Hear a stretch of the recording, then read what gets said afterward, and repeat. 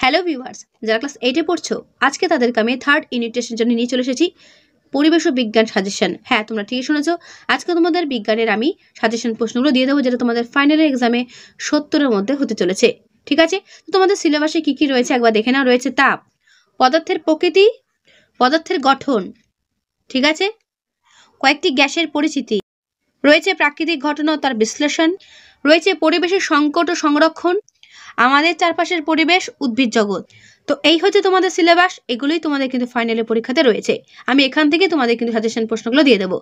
যদি তোমাদের এই চ্যাপ্টারগুলোর বাইরে অন্য কোনো চ্যাপ্টার থেকে থাকে, অবশ্যই আমায় কমেন্টে জানাবে, আলাদা করে তোমাদের ভিডিও দিয়ে দেবো।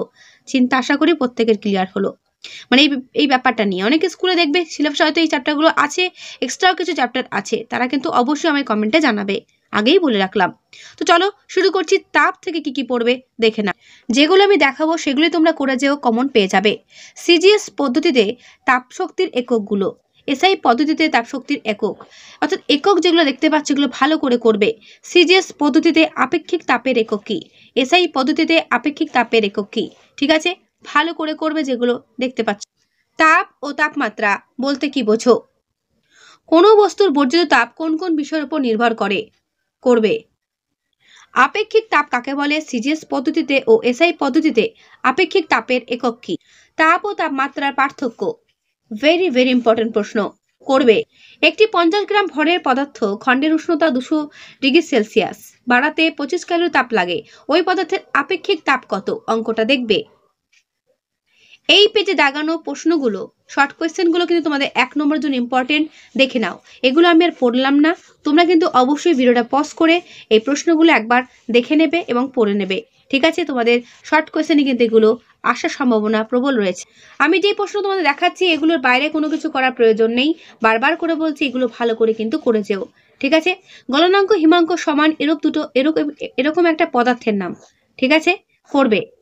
হেমমিশ্রে বরফ ও লবণের অনুপাতটা কত? ঠিক আছে, হেমমিশ্রে দুটি ব্যবহার লেখো। কোন তরলের স্ফুটনাঙ্ক উল্লেখ করার সময় চাপ উল্লেখ করা উচিত কেন? ইম্পর্টেন্ট প্রশ্ন। বরফ গলনের লীন তাপ 80 ক্যালোরি পার গ্রাম বলতে কি বোঝো বা এই কথাটির অর্থ কি? হিমমিশ্র কাকে বলে? মনে রাখবে, হিমমিশ্রণ যদি বড় প্রশ্নের জন্য আসে লিখবে এটা, ঠিক আছে। দেখো তোমাদের ফাইনাল পরীক্ষা কিন্তু 70-এর মধ্যে হবে, সুতরাং বুঝতেই পারছো কতটা বেশি তোমাদের কিন্তু পড়তে হবে। সেকেন্ড ইউনিটের পরীক্ষা ছিল 50-এর মধ্যে, কিন্তু থার্ড ইউনিটে সবে 70-এর মধ্যে। তাই যেগুলো দিচ্ছি সেগুলো কিন্তু দেখে যেও অবশ্যই। এই চ্যাপ্টার থেকে যেগুলো আমি দিচ্ছি সেগুলোর বাইরে কোনো প্রশ্ন হবে না। তবে তোমাদের কাছে আমার একটাই রিকোয়েস্ট, প্রশ্নগুলো পাওয়া মাত্রই ভালো করে কিন্তু দেখে যাবে। ঠিক আছে, দেখে নাও ভালো করে। হাতে স্পিরিট বা ইথার ঢাললে ঠান্ডা বোধ হয় কেন? রান্নার সময় পাত্রের মুখ ঢাকনা দিয়ে চেপে রাখা বা চেপে রান্না করলে খাদ্যবস্তু তাড়াতাড়ি সিদ্ধ হয়ে যায় কেন? করবে। বাষ্পায়নের হার কি কি বিষয়ের উপর নির্ভর করে দেখে না। বইটা সরিয়ে তোমাদের পুরো উত্তর আমি দেখিয়ে দেব, তাই যাদের বই নেই তারা কিন্তু অবশ্যই চিন্তা করবে না, আমি পুরো উত্তর তোমাদের সামনে তুলে ধরবো। তোমরা শুধু ধৈর্য ধরে ভিডিওটা শেষ পর্যন্ত দেখে যাও, এর পুরো উত্তর এই পর্যন্ত শেষ। মাধ্যমের উপস্থিতি ছাড়াই তাপ সঞ্চালিত হয় কোন পদ্ধতিতে? ভেরি ভেরি ইম্পর্টেন্ট প্রশ্ন। একটি তাপের সুপরিবাহী পদার্থের নাম লেখো। যেগুলো হাইলাইট করে দেখতে পাচ্ছ সেগুলো কিন্তু খুব ভালো করে করবে। থার্মোফ্লাক্স কে উদ্ভাবন করেন? তাপের সুপরিবাহী একটি অধাতুর নাম লেখো। তাপের সুপরিবাহী একটি তরল ধাতুর নাম লেখো। করবে।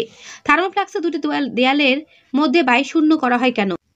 তাপের পরিবহন কাকে বলে? তাপের পরিচলন কাকে বলে? করবে। তাপের বিকিরণ কাকে বলে? এস্কিমোরা এগুলোতে বাস করে কেন? করবে। বড় প্রশ্ন একটাই করবে, থার্মোফ্লাক্সে কিভাবে পরিবহন, পরিচালনা ও বিকিরণ পদ্ধতিতে তাপ সঞ্চালন বন্ধ করা হয়?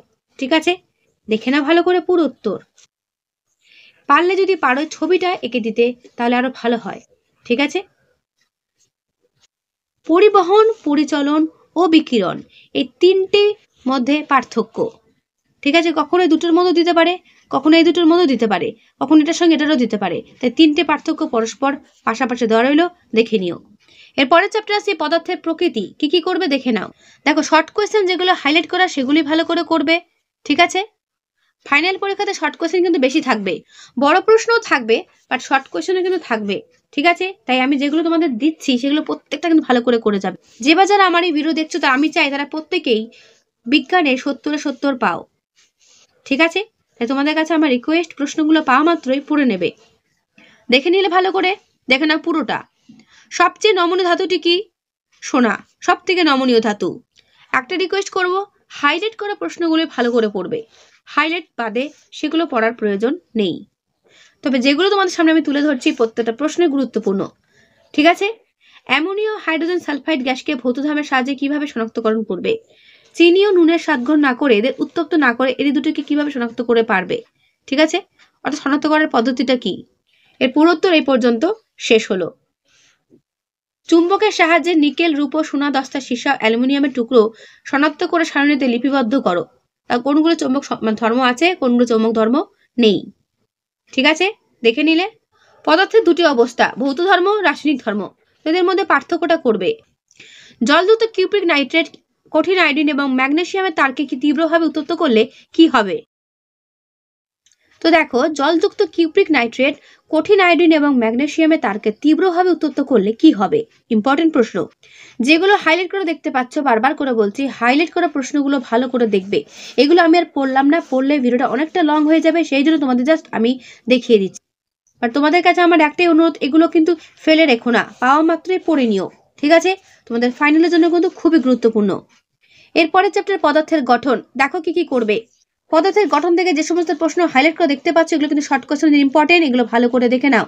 ঠিক আছে, এগুলো আমি আর পড়লাম না। একটা পরমাণুতে নিউট্রন সংখ্যা তোমার জানতে দিতে পারে, ঠিক আছে, প্রোটন সংখ্যা, নিউট্রন সংখ্যা, এগুলো কিন্তু ইম্পর্টেন্ট। এগুলো তোমাদের আগেও আমি বুঝিয়েছি কি করে বার করতে হয়।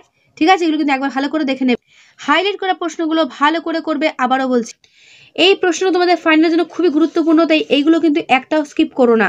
ঠিক আছে, অক্সিজেনের আইসোটোপগুলো লেখো। সিএ ক্যালসিয়ামের যে 40-20 এই ইলেকট্রন নিউট্রন সংখ্যা বার করার প্রসেসটা দেখো, খুব সুন্দর করে এখানে দেওয়া রয়েছে, এটা করবে। ঠিক আছে, পরমাণুর ভর সংখ্যা কাকে বলে, পরমাণু ক্রমাঙ্ক কাকে বলে, ইম্পর্টেন্ট জায়গা কিন্তু। এরকম করে তোমাদের প্রশ্ন কিন্তু থাকবেই, তাই এটা ভালো করে দেখে রাখবে। ডাল্টনের পরমাণুবাদের ত্রুটি আলোচনা করো। ঊর্ধ্ব পাতিত হয় এমন একটি পদার্থের নাম কি হবে? কর্পূর। একটি যৌগের নাম লেখো যেটি সমযোজী তড়িতযোজী উভয় যৌগের সংমিশ্রণে গঠিত। তড়িতযোজতা, সমযোজতা কাকে বলে? কয়েকটি গ্যাসের পরিচিতি। এর পরের চ্যাপ্টার। কি কি শর্ট কোশ্চেন করবে দেখে না। উষ্ণতা মাপা যন্ত্রের নাম কি? কনিক্যাল ফ্লাক্স কি? পরীক্ষাগারে উৎপন্ন গ্যাস কোন পাত্রে সংগ্রহ করা হয়?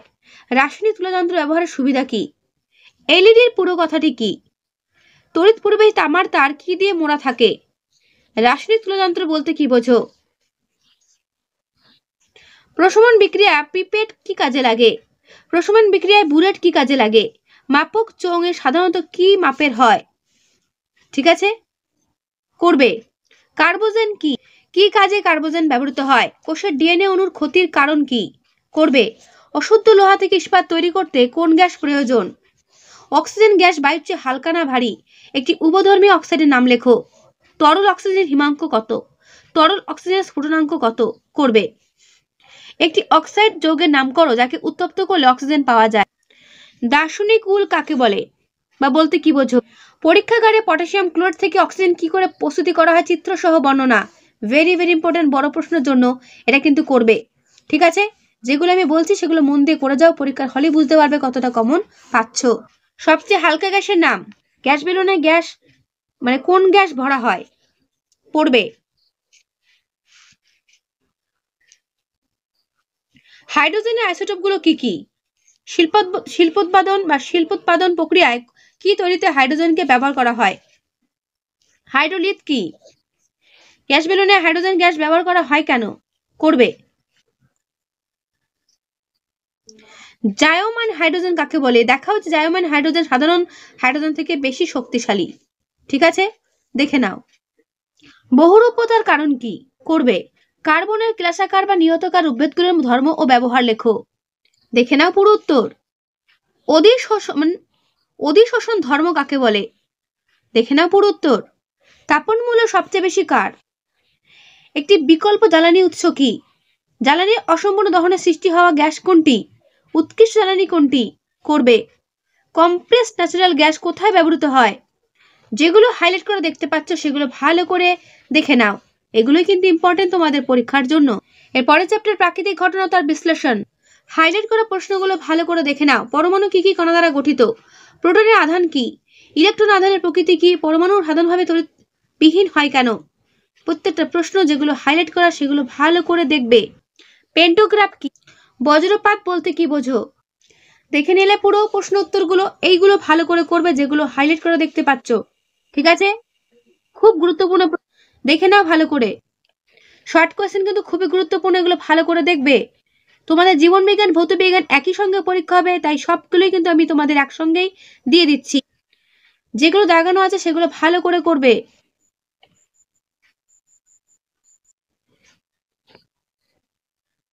দেখো এই চ্যাপ্টারটা এমনই যেখানে জীবন বিজ্ঞানে অনেক প্রশ্ন এখানে আছে, তো এই চ্যাপ্টারটা ভালো করে দেখবে। ঠিক আছে, পুরো নাম সহ যেগুলো রয়েছে সবকটাই ভালো করে দেখবে। মহামারী কত প্রকার ও কি কি, এবং মহামারী বলতে কি বোঝো এটাও ভালো করে দেখে নাও। এন্ডেমিক ব্যাধি বলতে কি বোঝো, যক্ষা কিভাবে এক মানুষের দেহ থেকে অন্য মানুষের দেহে সংক্রমিত হয়। স্মল পক্স রোগটির অপর নাম রেড প্লেগ কেন। এরপরের চ্যাপ্টার পরিবেশের সংকট ও সংরক্ষণ। দেখো কি কি করবে। যে প্রশ্নগুলো হাইলাইট করে দেখতে পাচ্ছ সেইগুলো কিন্তু ভালো করে দেখবে। ঠিক আছে, দেখে নাও পুরো উত্তর। শ্বাসমূল কোন উদ্ভিদে দেখা যায়। ম্যানগ্রোভ অরণ্যের উদ্ভিদের দুটি করে বৈশিষ্ট্য। জরায়ুজ অঙ্কুরোদ্গম বলতে কি বোঝো, দেখে নাও। ম্যানগ্রোভ অরণ্যের উদ্ভিদের ঠেসমূল থাকে কেন, করবে। উত্তরবঙ্গে মানুষ ও হাতি সংঘাতের কারণ কি। খাদ্য শৃঙ্খল কাকে বলে, উদাহরণ দাও। বিশ্ব উষ্ণায়ন বলতে কি বোঝো। বর্ষা বনের সবচেয়ে বড় ছোট স্তন্যপায়ী প্রাণীর নাম লেখো। বনে আগুন লাগার দুটি মুখ্য কারণ। পরাগ মিলন কাকে বলে। বনের গাছে পরাগ মিলনে সাহায্যকারী কোন কোন প্রাণী তোমার চোখে পড়েছে। বনে কি কি ধরনের গাছ দেখা যায়। ক্যানোপি কি, এই স্তরে সবচেয়ে বেশি খাদ্য তৈরি হয় কেন, এই স্তরে সবচেয়ে বেশি খাদ্য তৈরি হয় কেন, ক্যানোপি স্তরে। ঠিক আছে, দাবানলের কারণ সম্পর্কে আলোচনা করো। তো কি কারণ দাবানল গুলো হচ্ছে বা দাবানল কেন হয় সেটা তোমাদের লিখতে হবে। দেখে না ভালো করে, যেগুলো হাইলাইট করে দেখতে পাচ্ছ প্রত্যেকটা প্রশ্ন তোমাদের জন্য ইম্পর্টেন্ট করবে।